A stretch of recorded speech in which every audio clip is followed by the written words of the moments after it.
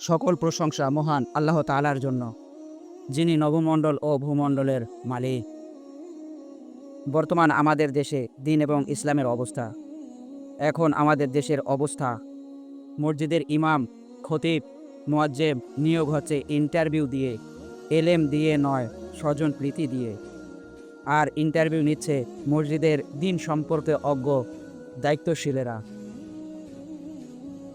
এমনও মসজিদে আমি দেখেছি সভাপতি, সেক্রেটারি, ক্যাশিয়ার 5 ওয়াক্ত নামাজ তো পড়েই না, সপ্তাহ তো পরের কথা, মাস গড়িয়ে বছর গড়িয়ে যায়, মসজিদে উপস্থিত হওয়ার কোনো নমুনাই থাকে না। তারাই আবার মসজিদের ইমাম, খতিব, খাতেমদের ইন্টারভিউ নিচ্ছেন।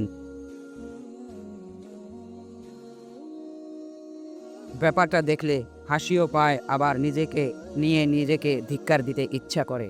কোন সমাজে বাস করছি আমরা? আজ একজন আলেমের ইন্টারভিউ নিচ্ছি ঘুষখোর, সুদখোর, হারাম অর্থে জীবন পরিচালনাকারী মসজিদের সভাপতি, সেক্রেটারিগণ। দ্বীন ইসলাম সহজ, কিন্তু আমরা হাঁটছি এর উল্টো দিকে, যার কারণে আজ আমাদের কাছে ইসলামটা কঠিন মনে হচ্ছে। যেদিন থেকে মসজিদে নামাজের পর তালা ঝোলানো শুরু হয়েছে, সেদিন থেকে মসজিদ আর আল্লাহর ঘর নেই, সেটা হয়ে গেছে ব্যক্তি মালিকানাধীন। সেদিন থেকে মসজিদের ইমামরা হয়ে গেছে চাকুরিজীবী। শুরু করেছে 6 তালা ভাতের বাটি মানুষের দ্বারে দ্বারে পৌঁছে দেওয়া। হয়ে গেছে তারা সমাজে করুণার পাত্র।